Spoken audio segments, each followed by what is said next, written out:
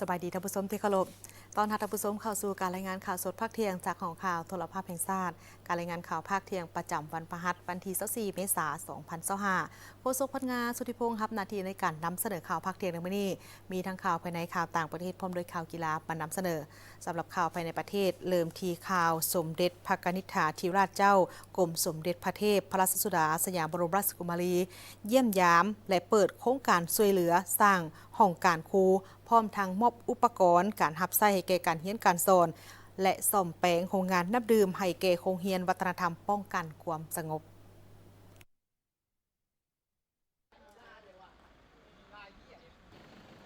พิธีเปิดโครงการช่วยเหลือสร้างห้องการครูของโรงเรียนวัฒนธรรมป้องกันความสงบได้จัดขึ้นในมื้อวันที่23เมษายน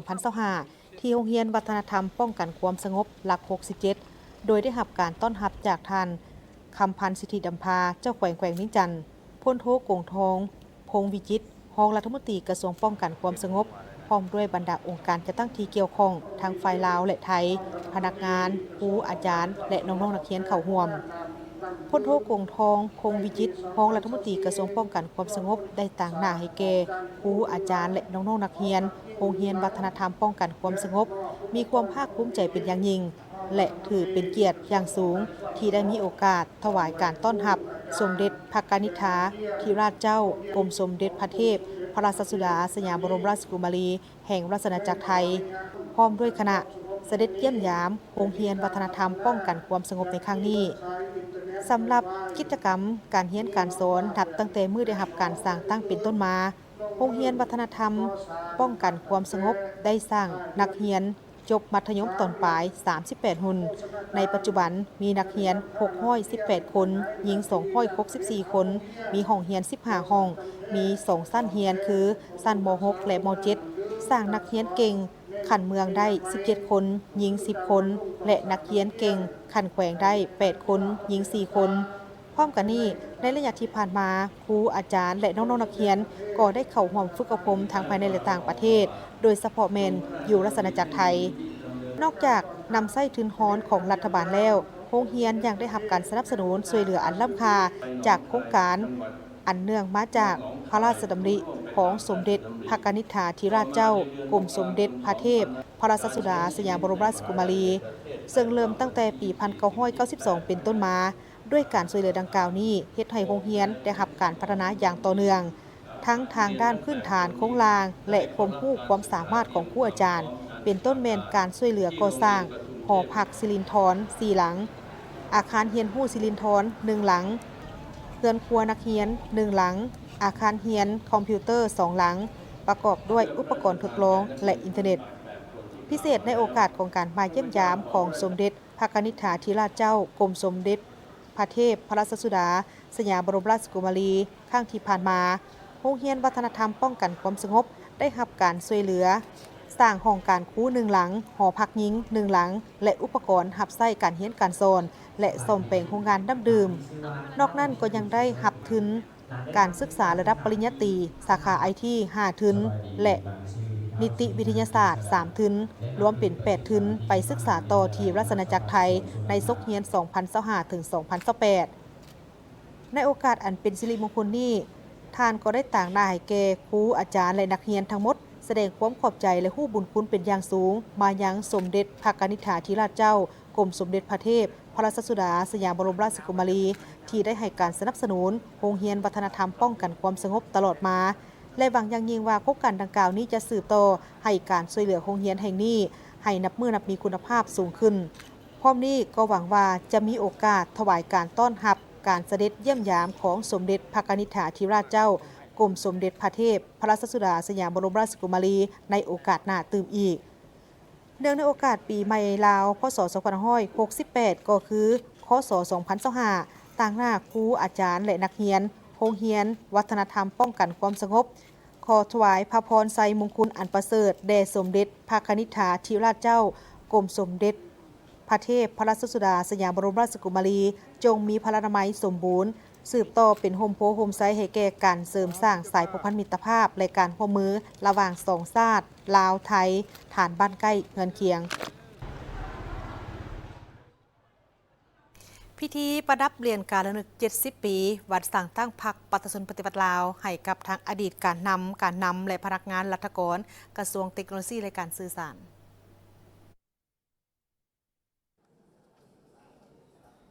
เพื่อเป็นการสรรเสริญคุณงามความดีผลงานวีรกรรมเกียรติคุณของสมาชิกพรรคและพนักงานทั่วองค์คณะพรรคกระทรวงเทคโนโลยีและการสื่อสารในภารกิจปกปักรักษาและสร้างสรรค์พัฒนาประเทศชาติตลอดระยะผ่านมาดังนั้นในวันที่23เมษายน2025กระทรวงเทคโนโลยีและการสื่อสารได้จัดพิธีประดับเหรียญการระลึก70 ปีวันสั่งตั้งพรรคประชาชนปฏิวัติลาวให้อดีตการนำและพนักงานรัฐกรโดยเป็นเกียรติเข้าร่วมของสหายโบเวียงคำวงศ์ดารากรรมการศูนย์กลางพรรคเลขาคณะบริหารงานพรรครัฐมนตรีกระทรวงเทคโนโลยีและการสื่อสารมีคณะประจำพรรครองรัฐมนตรีคณะพรรคกระทรวงอดีตการนำพรรครัฐอาวุโสบำนาญคณะหน่วยพรรคหักฐานคณะพรรคหักฐานพร้อมด้วยสมาชิกพรรคและพนักงานลักแรงเข้าร่วมสหายโบเวียงคำวงศ์ดาราได้กล่าวคำสดุดีต่อพิธีประดับเหรียญการระลึก70 ปีของพรรคว่าการจะตั้งประดับเหรียญการระลึกครั้งนี้เป็นการแสดงให้เห็นถึงความรู้บุญคุณอย่างสุดซึ้งเป็นการจารึกและจดจำผลงานอันใหญ่หลวงของบรรดาสหายที่ได้อุทิศเลือดเนื้อเหือแหงสติปัญญาให้แก่ภารกิจต่อสู้ปลดปล่อยประเทศชาติและภารกิจปกปักรักษาและสร้างสรรค์พัฒนาประเทศชาติเป็นการยกย่อสรรเสริญเป็นความทะนุใจของภาครัฐบาลและประชาชนบรรดาเผ่าที่มีต่อบรรดาสหายผลงานคุณงามความดีและวีรกรรมของบรรดาสหายยังหอมหวนหุงใสเป็นอมตะในดวงใจของสมาชิกพรรคพนักงานทั่วกระทรวงเทคโนโลยีและการสื่อสารและถึกจารึกไว้ในประวัติศาสตร์ของกระทรวงเทคโนโลยีและการสื่อสารในหน้าประวัติศาสตร์ค้ำของพรรคประชาชนปฏิวัติลาวและในประวัติศาสตร์ของชาติลาวตลอดไปพวกเขาเป็นหุ่นสืบทอดจะหำเฮียนเอาแบบอย่างคุณงามความดีคุณสมบัติศีลธรรมปฏิบัติผลงานและวีรกรรมอันโดดเด่นน้ำใจรักชาติความกล้าแก่นเด็ดเดียวเหนียวแน่นบ่ยอมจำนนความซื่อสัตย์บริสุทธิ์จงรักภักดีและเชื่อมั่นอย่างตายใจต่อการนำพาของพรรคประชาชนปฏิวัติลาวของบรรดาสหายไว้เป็นทวนไฟชีวิตและแวนแยงแห่งเส้นทางก้าวสู่จุดหมายสังคมนิยมจะสืบต่อปกปักรักษาและเสริมขยายมูลเสื้ออันดีงามตลอดไปจะยึดมั่นอุดมการณ์รักษาธาตุแท้ลักษณะสนสั้นของพรรคสร้างความสามัคคีเป็นปึกแผ่นอยู่ภายในพรรคให้มีความปลอดใสเข้มแข็งและนักแน่นจะตั้งปฏิบัติแนวทางนโยบายของพรรคให้บรรลุตามจุดหมายที่พรรคได้กำหนดไว้จากนั้นในพิธีก็ได้ผ่านข้อตกลงว่าด้วยการประดับเหรียญการระลึก70 ปีวันสั่งตั้งพรรคประชาชนปฏิบัติลาวในนี้ประดับเหรียญการระลึกให้สหายโบเวียงคำวงศ์ดารากรรมการศูนย์กลางพรรคเลขาคณะพรรครัฐมนตรีกระทรวงเทคโนโลยีและการสื่อสารพร้อมนี้ก็ได้มอบเหรียญการระลึก70 ปีให้บรรดาสหายอดีตการนำพรรครัฐกระทรวง4สหายบรรดาสมาชิกพรรคประจำการและบำนาญขององค์คณะพรรคกระทรวง6สหายให้อดีตการนำพรรครัฐกระทรวงที่เฮ็ดหน้าที่เวียกงานจัดตั้งก่อสร้างพรรคพนักงาน4สหายและพนักงานรัฐกรที่เฮ็ดหน้าที่เวียกงานจัดตั้งก่อสร้างพรรคพนักงานที่ยังประจำการ24สหายเป็นเกียรติมอบของสหายโบเวียงคำวงศ์ดารากรรมการศูนย์กลางพรรคเลขาคณะพรรครัฐมนตรีกระทรวงเทคโนโลยีและการสื่อสารกรมขนส่งกระทรวงโยธาธิการและขนส่งสาธารณรัฐประชาธิปไตยปัตตานีลาวได้เป็นเจ้าภาพจัดกองประชุมหน่วยงานวิชาการอำนวยความสะดวกทางด้านการขนส่งอาเซียนครั้งที่ 48กองประชุมได้ไขขึ้นอย่างเป็นทางการในวันที่23เมษายน2025ที่นครหลวงเวียงจันทร์สาธารณรัฐประชาธิปไตยประชาชนลาวโดยการเป็นประธานของท่านนางอัมไพวันแก้วประดิษฐ์ห้องหัวหน้ากรมขนส่งมีต่างหน้าจาก10ประเทศสมาชิกอาเซียนและประเทศสังเกตการณ์ติมอร์เลสเตกองเลขาอาเซียนประเทศคู่ร่วมพัฒนารวมทั้งญี่ปุ่นและสหรัฐอเมริกาเข้าร่วมกองประชุมครั้งนี้เป็นเวทีปราศัยเพื่อให้บรรดาประเทศสมาชิกแลกเปลี่ยนความคืบหน้า แก้ไขปัญหาสิ่งท้าทายในการปฏิบัติหน้าเวียกและปรึกษาหารือเกี่ยวกับการร่วมมือในภาคพื้นเกี่ยวกับการอำนวยความสะดวกในการขนส่งข้ามแดนและหลายรูปแบบวาระสำคัญของกองประชุมประกอบมีการทบทวนระยะสุดท้ายของแผนยุทธศาสตร์การขนส่งกัวลาลัมเปอร์หรือ KLTSP 2016-2025 ความคืบหน้าขั้นตอนการให้สัตยาบันและการปรับปรุงข้อตกลงขอบอาเซียนความคืบหน้าเกี่ยวกับระบบการผ่านด่านภาษีอาเซียนหรือ ACTS การรับรู้ใบขับขี่การประสานงานประกันภัยและการขนส่งสีเขียวต่างๆพร้อมนั้นที่ประชุมได้ปรึกษาหารือเกี่ยวกับนโยบายการขนส่งสินค้าและการปรับปรุงเวียกงานในขอบการร่วมมืออาเซียนญี่ปุ่นอาเซียนอเมริกาและการเข้าเป็นสมาชิกประชาคมอาเซียนของประเทศติมอร์เลสเตกองประชุมครั้งนี้เป็นการเพิ่มทวีการร่วมมือกับบรรดาคู่เจรจาปรับปรุงระเบียบการสุกโยการขนส่งที่มีประสิทธิผล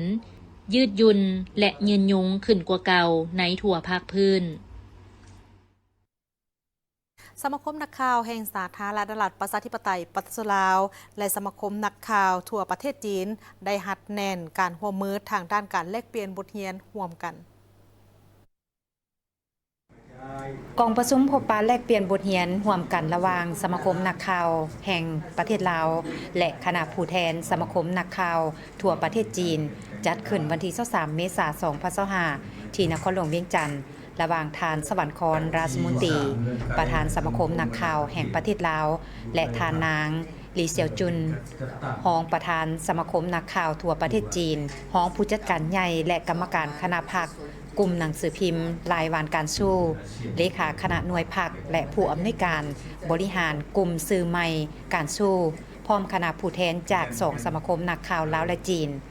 การพบปะแลกเปลี่ยนบทเรียนร่วมกันระหว่างสมาคมนักข่าวแห่งประเทศลาวและคณะผู้แทนสมาคมนักข่าวทั่วประเทศจีนเพื่อเป็นการแลกเปลี่ยนข้อมูลข่าวสารและสร้างโอกาสร่วมมือระหว่างนักข่าวลาวและจีนให้เข้าใจกันหลายขึ้นท่านสวรรครราชมนตรีประธานสมาคมนักข่าวแห่งประเทศลาวกล่าวว่าการพบปะระหว่าง2สมาคมนักข่าวลาวและจีนในครั้งนี้แม่นโอกาสดีโดยตอบสนองเนื้อในจิตใจนโยบายของสมาคมนักข่าวแห่งประเทศลาวเพื่อสร้างเงื่อนไข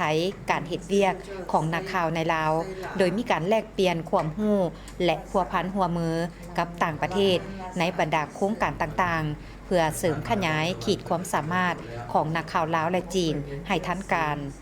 ท่านนางหลีเสี่ยวจุนได้กล่าวว่าในยุคปัจจุบันการหันสื่อมาเป็นดิจิตอลเป็นสิ่งท้าทายหลายสำหรับยุคสมัยใหม่ในทั่วโลกเพราะฉะนั้นสิ่งสำคัญของสื่อลาวและจีนต้องมีกิจกรรมการเชื่อมโยงซึ่งกันและกัน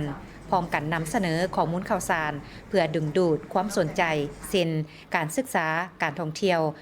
การค้าและการลงทุนระหว่าง2ประเทศพร้อมนั้นการพัวพันร่วมมือลาวจีนได้ยกระดับขึ้นมาเป็นคู่ร่วมมือยุทธศาสตร์รอบด้านเป็นคู่ร่วมชะตากรรมลาวจีนและสาธารณรัฐประชาธิปไตยประชาชนลาวได้มีส่วนร่วมเข้าในข้อริเริ่ม1แล้ว1เส้นทางโดยเฉพาะเส้นทางรถไฟลาวจีนซึ่งเป็นโครงการสัญลักษณ์ของการร่วมมือระหว่างลาวและจีนบริษัทสิทธิโลจิสติกส์ลาวจำกัดและกลุ่มบริษัท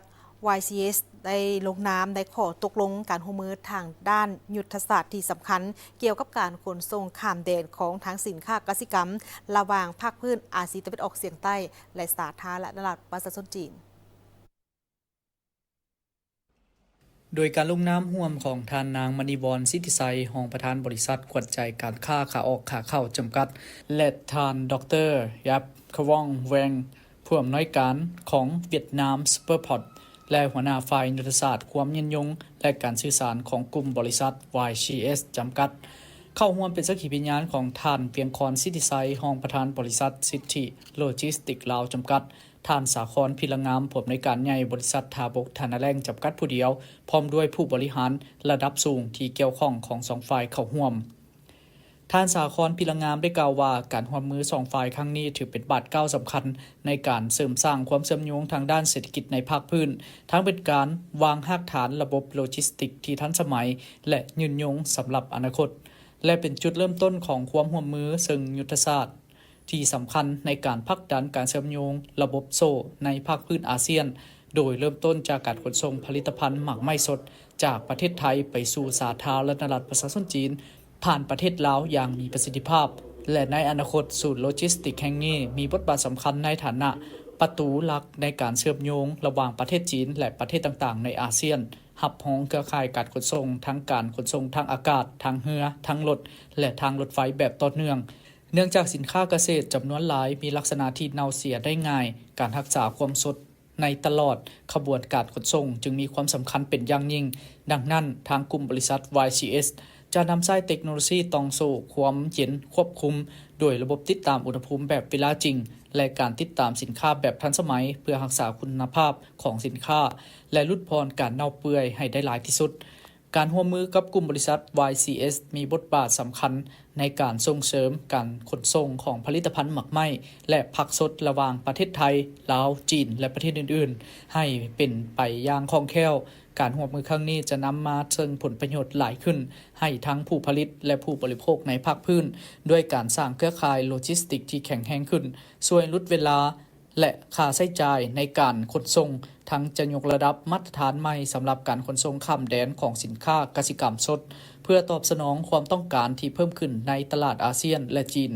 และสะท้อนให้เห็นถึงความมุ่งมั่นในการพัฒนายกระดับความเชื่อมโยงในภาคพื้นและพร้อมเปิดทางให้กับความร่วมมือเพิ่มเติมในอนาคตที่จะพัฒนาส่งเสริมเศรษฐกิจอย่างลึกซึ้งและเปิดโอกาสใหม่ให้กับการค้าข้ามแดนในกลุ่มผลิตภัณฑ์กสิกรรมท่านนางมณีวรสิทธิไสยรองประธานบริษัทขวัญใจการค้าขาออกขาเข้าจำกัดกล่าวว่า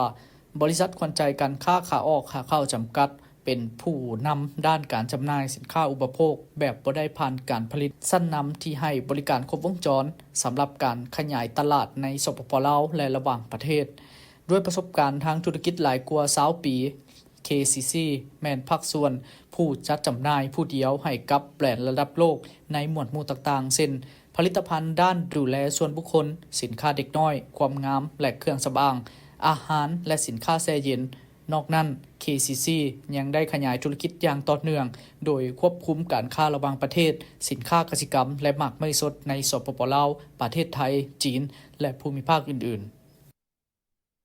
ๆการเดินทางมาเยี่ยมยามทางรัฐกิจอยู่สาธารณรัฐประชาธิปไตยปากีสถานลาวในระหว่างวันที่24ถึงวันที่25เมษายน2025นี้ท่านประธานประเทศเวียดนามถึงว่าถือได้ว่าเป็นกำลังแห่งอันใหม่ในการประกอบส่วนเพิ่มพูนคุ้นสร้างสายพัวพันมิตรภาพอันยิ่งใหญ่ความสามัคคีพิเศษและการร่วมมือรอบด้าน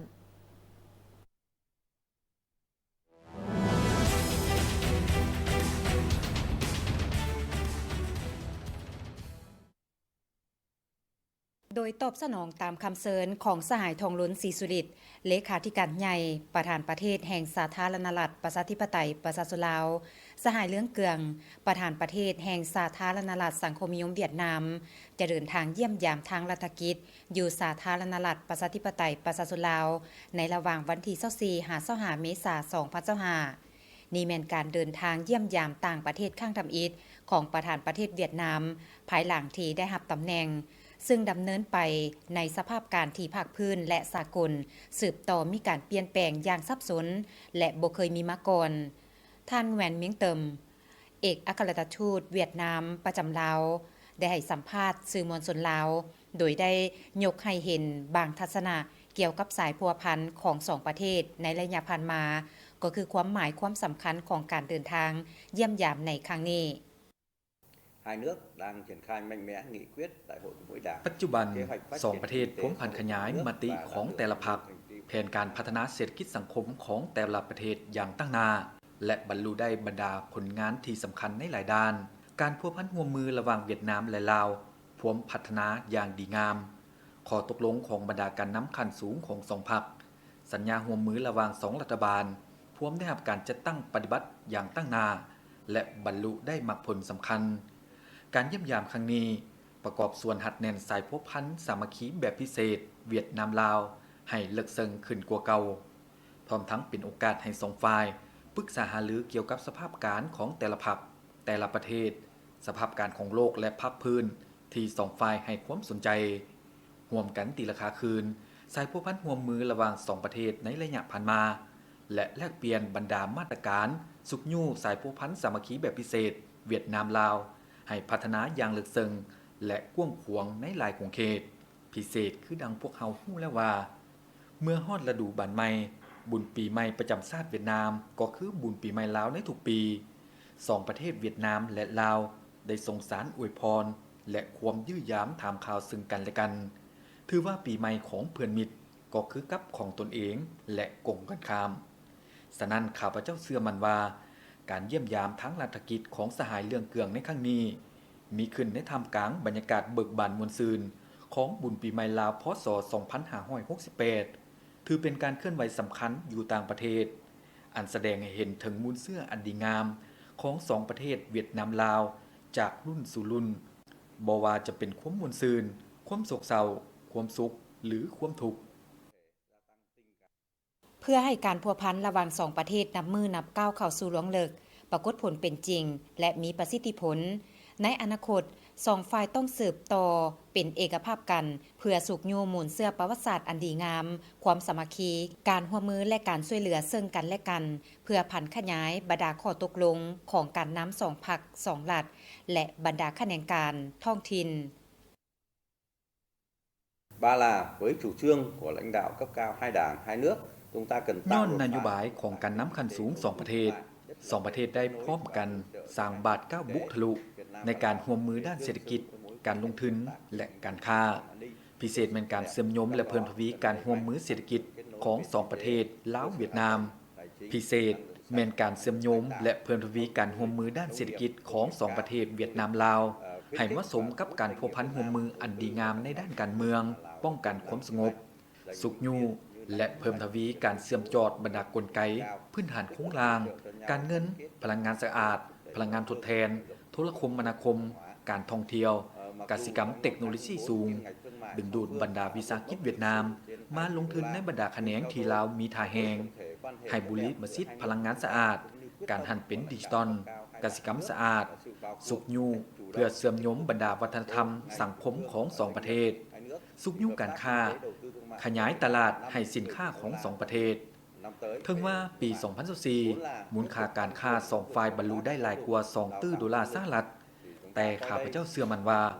การนำขั้นสูง2พรรค2รัฐและการเป็นเจ้าการของบรรดากระทรวงแขนงการท้องถิ่นและวิสาหกิจของ2ประเทศการร่วมมือด้านเศรษฐกิจการลงทุนและการค้าสามารถบรรลุได้50ตื้อดอลลาร์สหรัฐในอนาคตข้างหน้าท่านทูตเวียดนามให้ฮู้ตื่มว่าเนื้อในของการเดินทางเยี่ยมยามสาธารณรัฐประชาธิปไตยประชาชนลาวในครั้งนี้มีขึ้นในท่ามกลางบรรยากาศของบุญปีใหม่ลาวที่หากก็ผ่านไปจะสวยเป็นกำลังแห้งอันใหม่ในการประกอบส่วนเพิ่มพูนคูณสร้างสายพัวพันมิตรภาพอันยิ่งใหญ่ความสามัคคีแบบพิเศษและการร่วมมือรอบด้านระหว่าง2ชาติลาวเวียดนามให้ก้าวเข้าสู่หลวงเลิกและนำเอาผล